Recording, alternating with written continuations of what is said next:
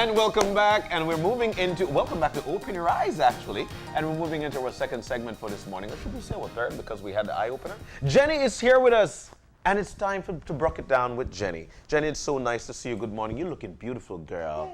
It's a fun Friday, girl. It is, well, my topic isn't fun. That's a big part of it. I know. Yeah, the topic is actually, this is a very serious topic. And, you know, it's out there. And we want for you to take heed of it. Spotting abuse in relationships. Actually, that's not what I prepared. Yeah. I got the wrong message.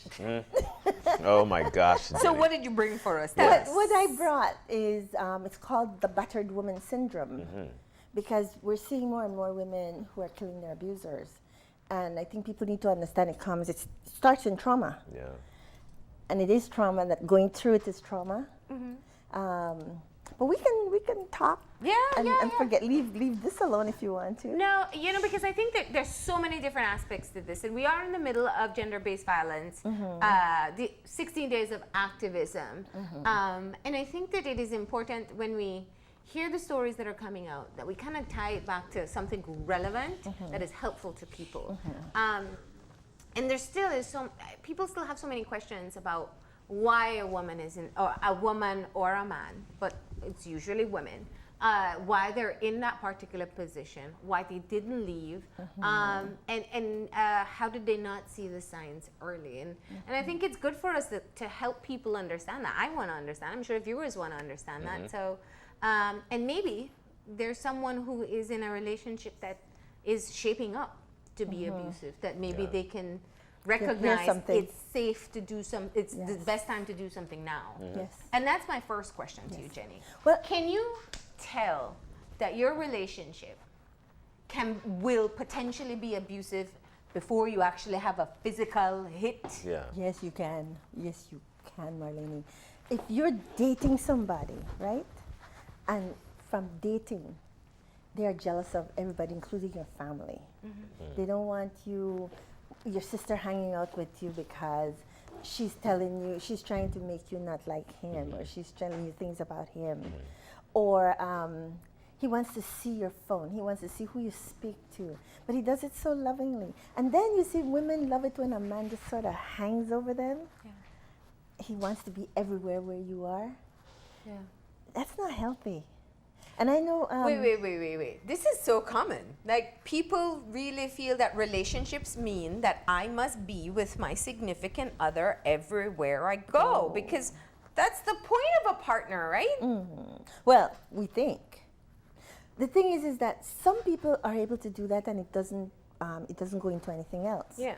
Unfortunately, for the person who is an abuser, that is actually him hovering over you to ensure that nobody else comes near you. You're property.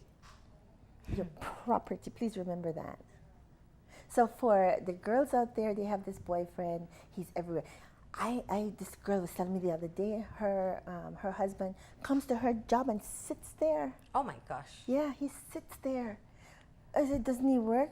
She says he quit his job because he was so jealous that she was having something to do with the people at work. Now, isn't there a healthy level of jealousy that people have in relationships? And how do you know when it's, you love someone, you have a fear of losing them, and when it becomes too much, it's controlling, it's possessive? How do you differentiate them? Marlene, if I'm going to be jealous of you, that speaks to insecurity in me. I need to be doing something about me, right? If I feel insecure because, well, you're not coming to spend time with me, or you're not doing things with me, I have a sense of insecurity that maybe you're doing something else. That's not jealousy, right? We need to talk about, okay, what's going on where you don't want to spend as much time with me? And I mean, it's very limited time that you're spending with me. Relationships, it needs to grow. We need to see each other, talk, so we get to learn about each other. That would be something you need to talk about. That's not jealousy. Jealousy is, I want to see your phone, I want to know who you're talking to. If somebody passes and they look at you, I get upset because somebody looks at you. People will look at you, especially if you're good looking. Yeah. Right?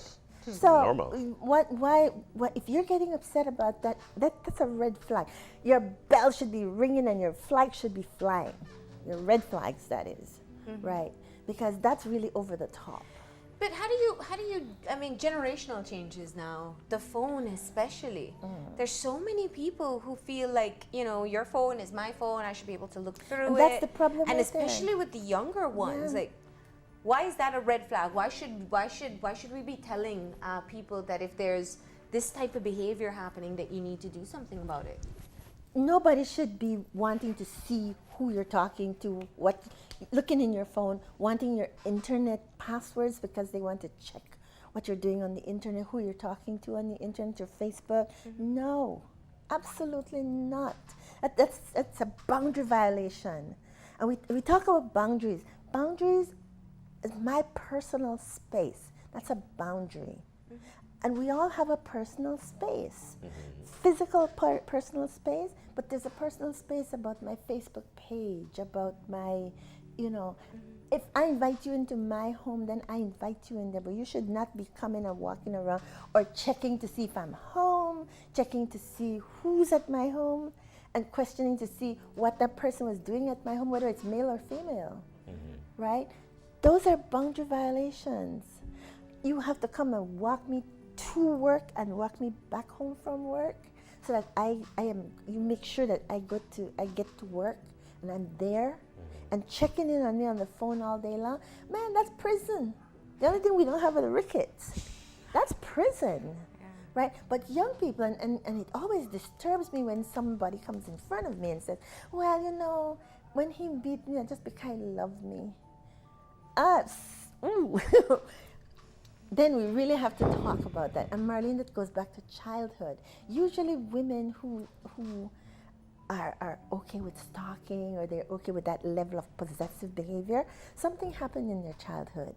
They are more than likely grew up in a home where they saw being beaten. So I want to make a statement here again, to reiterate. We have mothers who say, well, I can't live on because what happened, I want my children and grow up with them, two parents. But what are the messages that these children are getting? What's the message little girl is getting watching mom being beaten every day, or being slapped, or being called a BI, or an WH, you know? And all the other names. She's hearing this. What's the message to her, John? Or even when she's being treated like a slave. Yeah. I'm so glad you said that, because I remember it from a previous conversation that you said that women learn what type of relationships they want in their life based on what they see their mother and father do. Exactly. Or mother and boyfriend, or father and girlfriend, or that's the gold standard for them. Even if they say, I don't want that, that's all they know. But see, the unfortunate thing about that, they say they don't want that, but because they have learned very early how to navigate that household, that's what they're going to be attracted to. Really subconsciously. They will be attracted to men who behave like their father. So when women stay because of the children, you're not doing your children any favors, and they don't thank you for it later on in life. They're going to end up in the same type of life They you will, absolutely. And the little boys, when you're there pounding on your woman and calling her names and doing all those things, and then around 14 he gets mad at mom and he yells at mom the names that you call mom. Same names. Yeah, and you get mad at the kid and hit him. But where did the kid learn that? Where did the child, somebody told me to stop saying kid. Where did the child learn that? Where? Yeah. So you're not doing your children any favors staying in these relationships where they are, that's what they are learning. And these children learn this from very, very young. They're seeing it, right? So later on in life, it's normal. Some guy treats them like that, that's normal for them. Yeah. Yeah. Okay. I've heard women say, listen, you know, like he doesn't care enough because he's not, you know, worrying about where I am or who I'm with, or checking on me to see where I am. You know, check my phone. I don't know. I think he must have another lady because he's not interested in looking at my phone. Ooh. Or pass by work to make sure you're You're there. there, yeah. You know, but I want to piggyback on what Marlene just mentioned, and that's a very, very important point that you just mentioned, that the sense of security, or some folks might say he always hover over me, and it feels good, like you mentioned. And if he doesn't do that, he's cheating. Well, how do you respond to such thing? He's cheating because he's not checking my phone, or he's not. He doesn't because care enough to obsess. it's the right of way is what he's giving me. It's the right of way because he don't want to make I check for his phone, so he not to check my phone. I think something's wrong there. How do we respond to this? Hopefully people hear this, because a lot of people think like that, John, unfortunately, that you're supposed to be hovering over them, or so we have to keep on sending this message out. No, it's not normal. You're not a piece of property. You're not a cup. You're not a book. You're not property. But if this is how we're socialized to be in relationships, because I almost want to, what we are talking about is going against the norm of what we see in a lot of relationships. I think we all reflect. A lot of the relationships we know, this is all very common behavior. Yeah.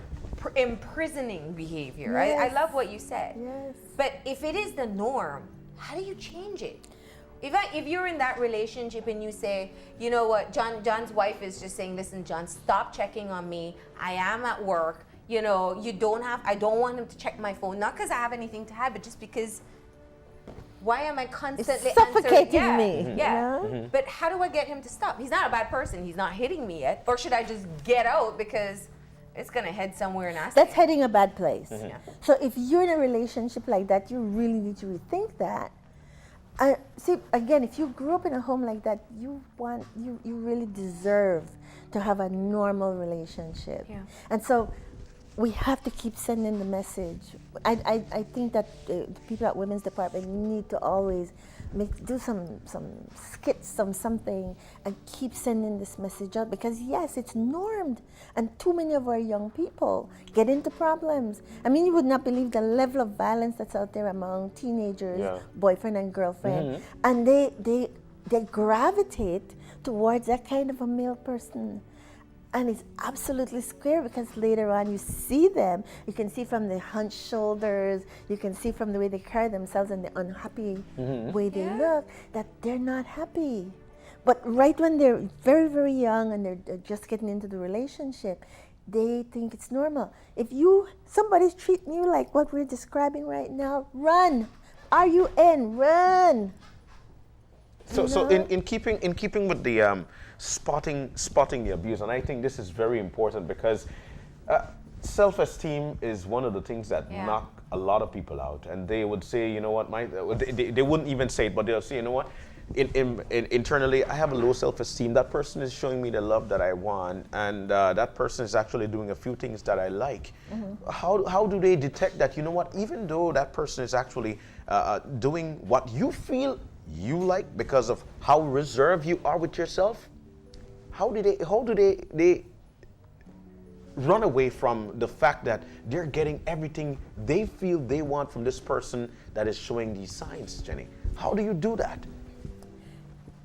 In the life of a girl or a young man, young lady, you're going to meet many people in your lives. That's another thing we do here. We meet the first guy that comes along, and he shows us love, and we right away move in with him. Our young people are not giving themselves a chance to shop, window shop. When you go down the road, you not buy right away. You look around at what you want. You look around, you come back a couple which times. Which shoes fit, which one doesn't, which one's comfortable, You got size 10? which one matches me, Yeah. which one supports properly. I walk around in the store. I know that sometimes they must hit me because I've tried on stuff and then I leave. Thank you. And So then it's I the same go concept, home. yes. I go home and I think about it. I think, that really look good. I really like that. So I'll go back again and I'll try it on again. Go to other stores. Maybe the next conversation is indecisiveness, but not today. No. I'm kidding.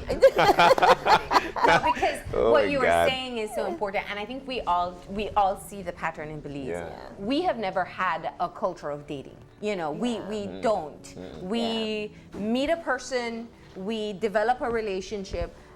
Sometimes the kids come first. the living, the common law relationship, then the marriage. That is, I think, a very common pattern for us here in Belize. Yeah. And I'm not saying that all of these relationships are bad. I don't think we want to give anybody that impression.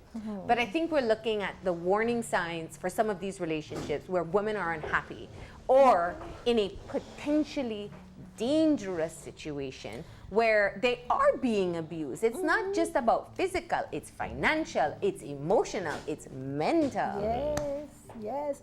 The name calling. The name calling, the put downs, the embarrassing you in front of your friends or his friends, right? Those are the emotional, the psychological kinds of things that you, if you're feeling badly, if you're with this person and when you're with him, you constantly, we're Yeah, not there yet, we're just Yeah. chatting. Yeah. You're constantly feeling badly. You really need to rethink that relationship. If you're living together and he does not give you any money, he goes out and buys everything, you really need to think, you need to look at that. Because that's one way. Financial abuse is one way of keeping you grounded Yeah. in that In that relationship. relationship, yeah. Particularly if he tries to force you to not work because they don't want you working because you're coming out of the home. And the bait would And be that. everything about the job is a problem. Yeah, and the Yeah. bait would be that, you know what, it's best you stay with the kids so that the kids could get the real feel of parenting and whatnot. And that's a bait. Wow. So, You know, this whole thing, the name calling, like I said before, right? Or you're going in now and you have, what else you want to talk about? The financial abuse. The financial abuse is a big one. I really, really, really want women to look at when you're walking on the street and this guy gets upset because other people look at you. yeah. When people give you attention, yeah. Or isolating you. Does not want you with your friends. Starts telling you things about them and you start dropping your friends one by one. Or start Then- making you feel guilty about it. That's what happens too. Yeah. Or he doesn't want you with your family. Because your family will see signs of problems, right? He starts telling you things and making you feel guilty. So you start telling your parents, oh, I don't want you coming around because when you do, we quarrel. And he starts isolating you. That's a big, big one. Because other people can see signs of the abuse if you are coming around. So when this person starts being isolated, also they're not getting any messages about what good relationships look like because all you see is what you grew up with and what you're now in. That's all you have. Yeah. Okay? Wow. But I find that, you know, when I look at people who have relationships like this, the challenge really is it's leaving. Like we have a hard time ending relationships in from what I've seen with our Belizean culture, you know, whether it is the womanizing husband or the controlling husband or the red flags for a potential abusive relationship. And there's always that, I mean, there's a terrible joke that I probably shouldn't bring up at this time, but it does fit, where people say, oh, you should still believe in Santa Claus because you still believe your man's going to change. Oh, my God. But it's a joke, but I'm just saying, like, it's part of what we believe. People really think they're going to change that man from not wanting to suffocate her or beat her or control her money or... My saying is, you can't take sour milk and put it in the fridge and expect it to turn fresh. Oh, good one. Okay, that's probably better than Santa Claus one, yeah? Can it? I Yeah. mean, No. seriously. It's not Yeah. able to. That's Seriously. not able to happen. But you know, the Christmas season is here, guys, and one of the things that will be happening is a lot of socializing. We will be with each other. Co-workers is going to be with each other. So we will see a heighten of these things happening, whereby we get upset because that one is around or this one is around. So Jenny, what would be, especially for our lovely mothers out here, what would be your advice in terms of them socializing and getting that knee from their loved one? But at the same time, it's very important to build your network. And we would say as men, no. You know, we're not no Christmas party, you know, do this, you know, do that. Let them know the importance of socializing, especially with their peers. Well, again, connecting with other people is very important because other people can see the dysfunction and talk to you about it. So it's really important. Socializing, connecting, going over with your family. It's important to connect with others because they have information that you can't see. Yeah. When you think about Johari window, we always Yeah. talk about Johari Yeah. window. Other people see things that you don't see, that, Yeah. that blind spot. Yeah. So it's very important to connect with family and friends in whatever way possible. Yeah. Okay? But John said something so important. This is common. This is one of the things that's almost normalized. It's you can't network. You can't do this Can't with do jobs. this, can't do Oh, that, if it's a woman, it's fine, right? If it's a woman, you can do it. Or if it's within a confined environment, it's fine. I hear so many women say, "Oh, my husband would never allow me Allow to me do to do that." that. Yes. Allow me. Yeah. Allow me. Yeah. I mean, as a friend, I'm not sure how to. I mean, I'm not married. I don't know the boundaries of marriage. I don't know what you're supposed to do, not do.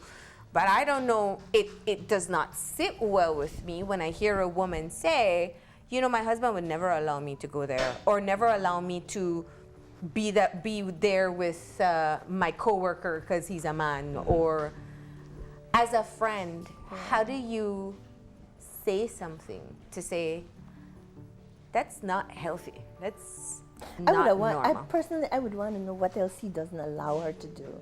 So I would ask that question.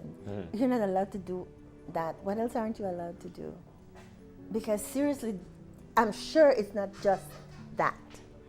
And then you can say, wow, you cease to be autonomous because there's so many things you're not allowed to do, you're not permitted to do.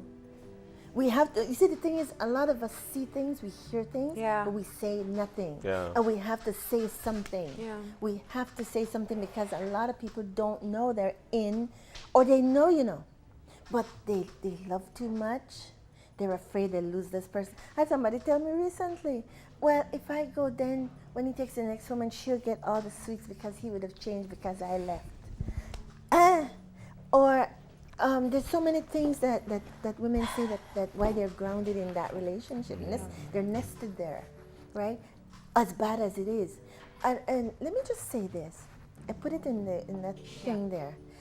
The Stockholm Syndrome, right? A lot of women, it's called Stockholm Syndrome or trauma bonding, right? When you're in a relationship with a man who is beating you, calling you names, doing you all kinds of things, and you're doing everything just to make him love you, right? And then he beats on you, and then the whole cycle of violence starts. He comes back and he's all sweet, and he brings you flowers, and that's what you fall for. That's what you love, right? And so I have people who will tell me, "Oh, the makeup sex is so wonderful." Girl, you are nuts. But that's the thing. It's trauma bonding. They get where this man is doing things to you that could kill you. When he punches you, he can be hurting your organs. Yes. You don't know.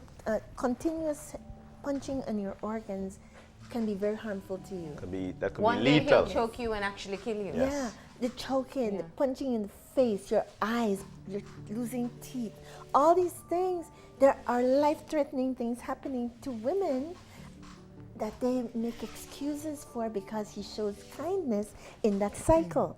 That's trauma bonding. And if you go back to that Stockholm Syndrome, where these people had dynamite tied on them, and they still went out and shielded these people who were holding on to them. Same thing. Right? So I think one of the things that we struggle with, and I guess I can speak more for myself, but I've heard so many people. I was at the launch of the 16 Days of Activism, and I saw so many women get emotional when we talked about what's happening in the country. When we hear these stories, and there have been quite a few of recent, of women who've been killed by their partners. And I believe the statistics are 1 in every 2 women who are killed worldwide is by their intimate partner. We shouldn't swallow that pill. But the thing about the news stories, there's always all these family members and neighbors and police officers who say, yeah, she was being beaten. She was beaten regularly. She was dragged outside of her house naked and beaten in front of everybody. But we didn't stop the murder. What can we do? What should we be doing as a society? What should we in women be demanding in relationships so that we can, or what should we be emulating and telling our little girls and boys that we somehow see a shift? If you have a child and you're in a relationship where you are being beaten, you're being put down, you're being deprived of money, you are unable to leave, you feel badly in that relationship, do not put your child through that. Suffer the little children, take them out of it, get them out of it, because they are learning what you are going through, and that's what they're going to go into. So it becomes generational. Yeah. Okay, that's the number one thing. Number two, if you have friends and your friends are going through this, say something to them. They may not take it in the first time. It takes 7 times of a woman leaving, she goes back. She leaves, she goes back. But the 7th time, she does not go back, because finally sinks in. We have to keep up with things like this. We keep talking about it, talk about it, give them the signs, tell them the dangers. Keep saying it. Tell them, you know, it's not normal. A man shouldn't beat you because he loves you. He should be hugging you because he loves you, kissing you because he loves you, not punching on you because he loves you. Never accept that. Not ever, right? And if you're one of those women who are watching right now, and we hear these red flags, these over-controlling, over-possession, Yes. possessive, Yes. feeling imprisoned, feeling suffocated, feeling yes. stifled, Yes. feeling like you've lost your autonomy. Yes. What do you tell them? Please talk to somebody. Go to women's department. Go to people who will help you to get out. And the people who I need to really say something to are the people, the police, the women the people who work with you. They will go back. It's a fact of life. They'll go back. But when they come back, don't put them down and say, "Yeah, you again," because it's a learning curve. They will at some point leave. But we have to be supportive. We have to be there to catch them, because it didn't just start in that relationship. Anybody who goes in a relationship like that and stays in it, it's because it was learned in childhood. Yeah. It was learned in childhood.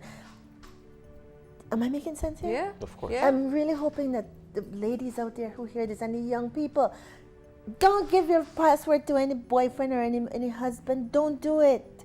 Tell him, no, this is That's your my property. boundary. This Yeah. is my That's your property. You don't personal belong space. in there. You don't belong in there. Let me invite you in.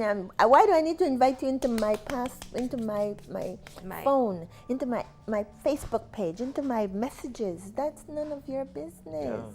Yeah. You know? But I need for us to clarify something here. The importance of personal space within the relationship. Because some folks might say it doesn't exist, or because I am a religious person, Because it marriage is doesn't two exist. becomes one, remember? That's what they say. I love that you said that. They That's always what say they that. say. These are the perceptions. These are the bait into getting you into that. How important, Jenny, is personal space, whether it being technology, whether it being mental, whether it being with friends, or just you? How important is this in a relationship, in a home? Boundaries are important I call that boundaries, what you're asking me about. Okay, boundaries are so important. And we need to teach that to our little kids. In fact, we teach our little kids when we say, don't let anybody touch you, don't do this, don't do that. But we also need to tell them that you need to have your own personal little space. And we as parents, we need to respect that. Ask permission to go into their little rooms. Don't go just searching. Ask permission or let them know, I want to come and search to make sure that nobody's trying to give you things that are dangerous to you. Yeah. We have to set the examples. And Marlene said it right. She said, what we're modeling, what are we modeling for the young generation out there? And we all have a responsibility to do that, to model what good relationships are, what boundaries are. And we have to also keep talking about it. We cannot allow our girls to walk around and think it's okay for some guy to come stalking, because that's stalking. Yeah. When somebody keeps coming and following you around and coming on your job, waiting for you outside the school gate to make sure that nobody else talks to you on the way home. Get mad because somebody smiles at you, hiss at you. That's stalking. Wouldn't you say that that individual is cheating and is cognizant of what goes on there? That's No, why they're he's doing got it? a problem. He's got a mental problem. Okay? Somebody who is that invested in making sure that you stay close. That's more than just pure insecurity. All right? That's narcissism. That's a whole lot of other stuff. And my poor camera, someone in studio is reminding me that this can go both ways. There are women who are very obsessive about their partner as well, and they may not move to the abusive phase, but there is a boundary issue that we struggle with, and that's why I said, I hear people say, oh, two becomes one. I don't, that just Two becomes one only in bills. Let's pay those bills together. and I have a fundamental belief that, any relationship is a partnership of two equals. Right. It's two people moving along on a journey as individuals, not merging lives, Right. but doing it together. Yes. And I just, that's my imagery, and I realize that that's not the common imagery that people have, because a lot of people feel that it's like, intertwined. take the two Play-Doh and mix them up till they become that ugly brown, Yeah. Oh my keep them in gosh. their pretty different colors. Yeah. It's Yeah. I But know the thing I'm not is, the traditional thinker. you should not get married and have to give up your essential you. Yeah. You shouldn't have to do that. Yeah. We can come together and be together, and we have different ideas. We have individual ideas about child rearing. We come together and we agree on how we're going to do Yes. that. Yeah. We agree on how we're going to do our marriage. Yeah. Yeah. But it should never at any point become where I Yeah, overwhelm you and take you in and I keep you here. My property and when now. yes, your property. And when you try to extricate yourself, I beat you into submission. Yeah. Never, not ever. Yeah. Well, I hope that people have been able. What's your final advice? Anybody who's watching? My final word, especially to young people, Yeah. to young men, and to any women who might be trying to do the same thing, because yes, they do. Yeah. There are some women who The do that. controlling part, yeah. Please respect boundaries. Even in a marriage, we have boundaries. Okay? Now, if someone is cheating on you, they're constantly on their phone, constantly doing this while we're sitting together and that's a problem anyway with everybody. Yeah, families. that's across the board. It's across the board. But the thing is, why would I jump straight to thinking that you're talking to another man because we're sitting here and you're on your phone? Yeah. And now you tell me, give me your password, or we're going to have an open relationship. We're all going to have our passwords off, or I want to see what's going on. We really need to respect boundaries.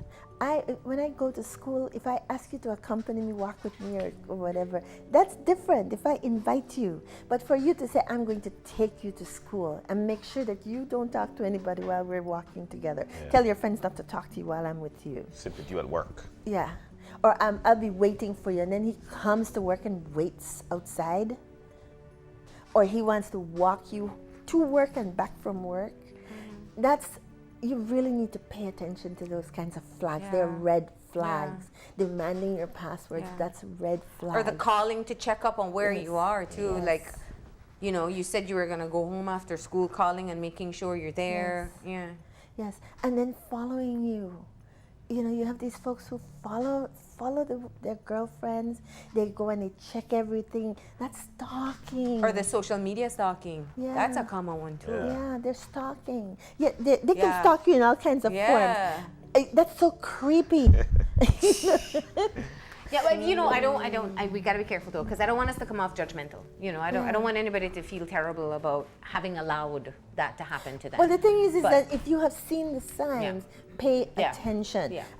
Yes, I said creepy, but Yeah. the thing is that pay attention. just to know all it's these not things. normal. Can we just say Yes. that? Like, it's not normal. It's not It's normal, yeah. not. And you either throw the gauntlet down and say this is that, or And see get what- out. They don't, Yeah.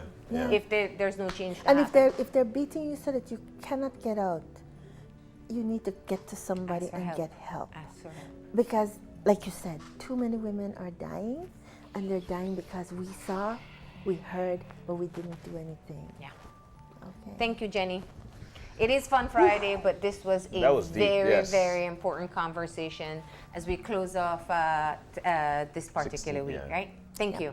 We're going to go ahead and take a break. And when we come back, we are going to shift gears and talk about the upcoming show at RFNG. Yep. It's a caroling night. It's a caroling night. It's going to be a wonderful night. Make the Christmas catch you in a good mood. In a good mood. There's more Open Your Eyes coming up, so stay tuned. These are the people who I want to appeal to. Make those little slips. It happens. You have to have a plan to manage your problems effectively. How are you going to do it? Fall off the horse? Jump right back on.